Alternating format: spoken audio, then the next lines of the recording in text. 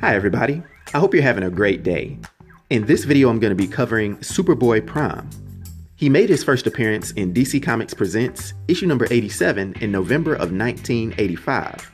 He happens to be the only superpowered being from an alternate reality known as Earth Prime. In this reality, superpowered beings only exist in comic books.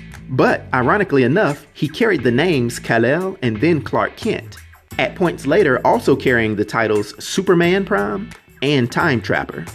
He stands 5 feet 11 inches tall and weighs 170 pounds, having blue eyes and black hair.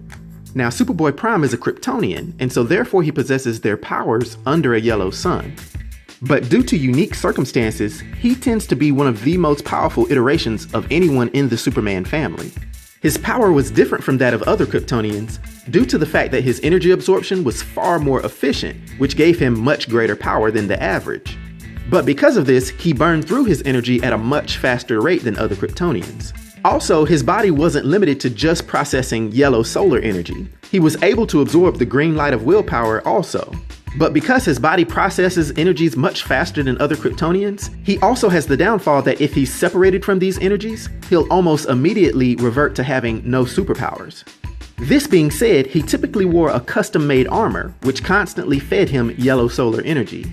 Superboy Prime possessed a familiar but impressive array of Kryptonian abilities, such as heat vision, super hearing, enhanced vision, including radar, telescopic, X-ray, microscopic, and infrared vision. He can fly, is pretty much invulnerable, has superhuman stamina, strength, speed, agility, and reflexes, super breath, which includes a freezing breath, and if he happens to be injured, he does also have a regenerative healing factor, especially in the presence of a yellow sun. Superboy Prime is unique from other Kryptonians in several different ways, one of them being the fact that he is completely unaffected by magic, on separate occasions claiming that a magical blast from Black Adam only tickled him, and he said the same when he was attacked by Mordru. He also has a mysterious ability to nullify the effects of others that are trying to duplicate his powers.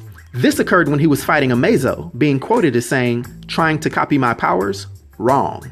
And if these two immunities weren't significant enough, he's also immune to the infamous Kryptonite.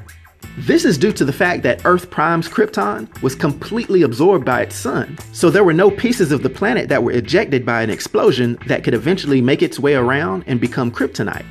And Kryptonians tend to be immune to Kryptonite from other realities than their own, seeing as how he and the Superman of Earth 2 were immune to the Kryptonite of the new Earth. Now, Superboy Prime's story has a familiar feel to it, because he was born of Jor-El and Lara of the planet Krypton. And while he was a baby, his dad Jor-El discovered the fact that their planet was going to be destroyed. The story plays out pretty much the same, other than the fact that he was actually teleported by a machine that his dad made. And right before their planet Krypton was destroyed, Jor-El put his son inside of this teleporter, and he sent him to a New England seacoast town on the planet Earth. There, Naomi and Jerry Kent were hiking through the forest when they discovered the abandoned Kal-El. As he got older, he began having interest in a fellow student named Lori Lemon. And one evening while they were with some other friends attending a costume beach party, a huge tidal wave began to well up and threatened the small town.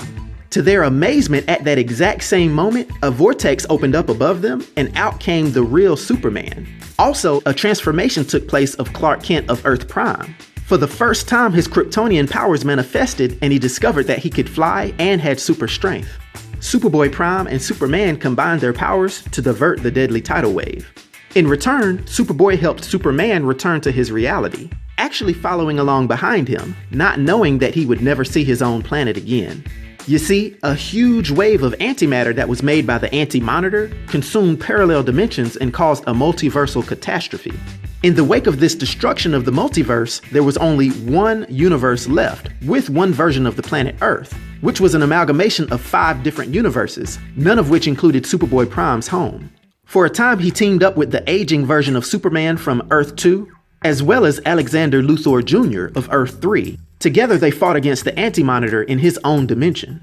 After the battle in which the old Superman delivered the final blow to Anti-Monitor, Luthor offered to help the heroes escape to a paradise dimension. They all quickly chose to escape the antimatter universe before the last waves of antimatter wiped them out, expecting to live out the rest of their lives in peace.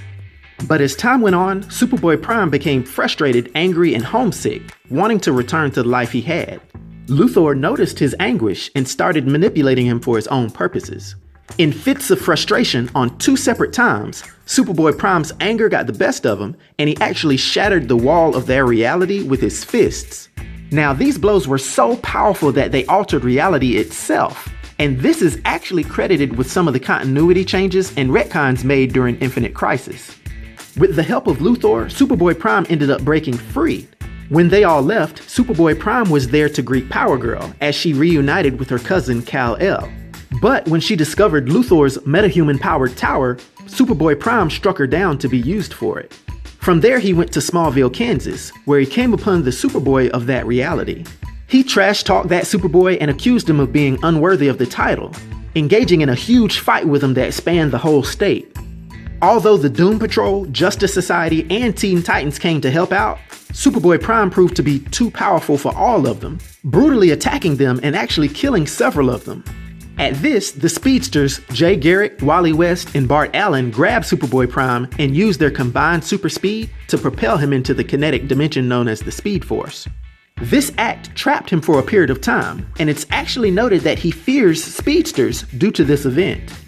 Eventually he escaped, and that's when he built his battlesuit that was based on the Anti-Monitor's armor, and this constantly supplied him with yellow sunlight energy. Prime then went and arrived at Luthor's tower to battle Nightwing, Superboy, and Wonder Girl.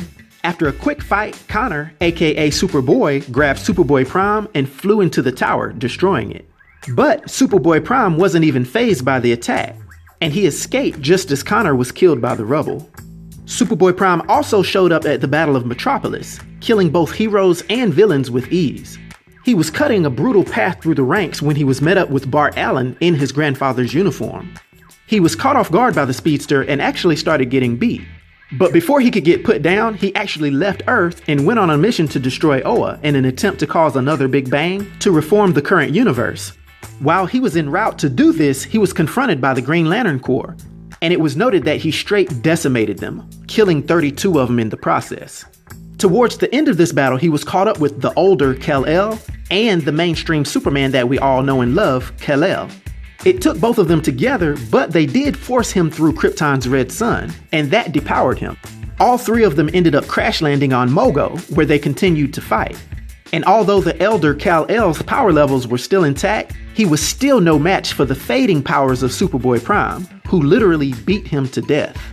The effort that Superboy Prime used to attack the elder Kal-El was enough to drain his power to the point that the adult Superman was able to beat the teenage Superboy Prime. He was then taken into the custody of the Green Lantern Corps, and being too powerful to be placed in a regular science cell on Oa, the Guardians of the Universe imprisoned him inside a science cell near a red Sun Eater, having him constantly guarded by 50 Green Lanterns. While he was here is when he carved that bloody S on his chest using his fingernail, saying that he had been imprisoned in worse places and had always found a way out. Now, he was later released by the Sinestro Corps and went on to have many different adventures, displaying impressive feats of power.